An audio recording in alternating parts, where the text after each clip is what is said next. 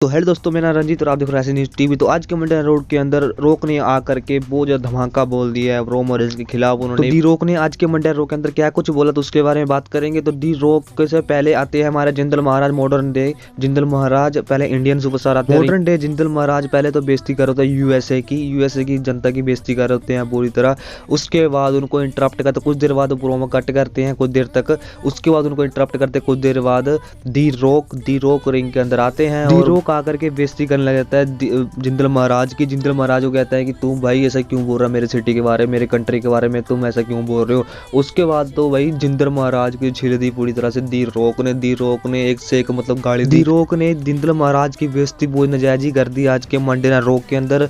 वो खड़े होते हैं और कहते तुम भाई कंट्री के बारे में बोल रहे हैं। दूसरी बात, रे जिंदल महाराज तू होगा लेकिन तुम मेरी कंट्री की बेइज्जती नहीं कर सकता। लेकिन अब की बार तू है मॉडर्न डे भोंदू, तो न्यू मॉडर्न डे का भोंदू, ऐसा कुछ करके बेइज्जती किया हमारे जिंदल महाराज की। दी रोक ने तो सर मतलब छिल दी पूरी तरह से दी रोक ने जिंदल महाराज की। उसके बाद आगे जा कर के और बेइज्जती करते हैं। कहते हैं एक तरफ की जनता बोलेगी डे वन, एक तरफ की जनता बोलेगी भोंदू वैक। तो डी रोक के कहने पे एक तरफ की जनता ने बोला डे वन और दूसरी तरफ की जनता ने बोला भोंदू वैक, ऐसे कुछ मतलब कॉल कर रहे थे। डे वन की जनता पूरी तरह से मतलब बेइज्जती कर रही होती है जिंदल महाराज की रोक के साथ मिल करके। रोक ने बाद में बोला जिंदल महाराज को कि तुम्हें अपना कंट्री का नेशनल, डी रोक जिंदल महाराज को सुनाने लग जाते हैं अपना national anthem.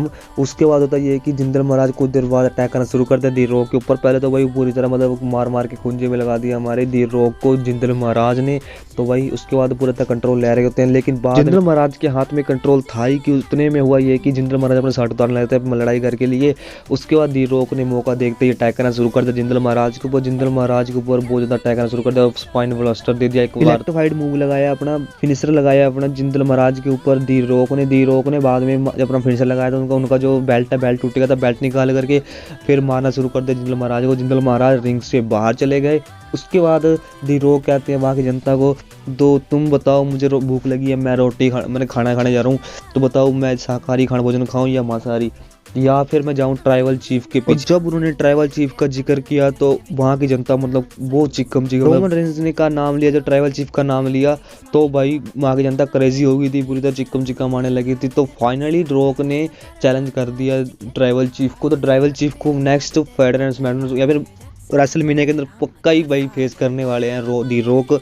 Tribal chief versus दी रोक का मैच हमें देखने को मिलेगा रेसलमेनिया 40 के अंदर। तो गाइस, हमारी वीडियो यहीं तक थी। अगर कुछ लगे लास्ट कमेंट जरूर करना। मिलते हैं हम नेक्स्ट वीडियो के अंदर।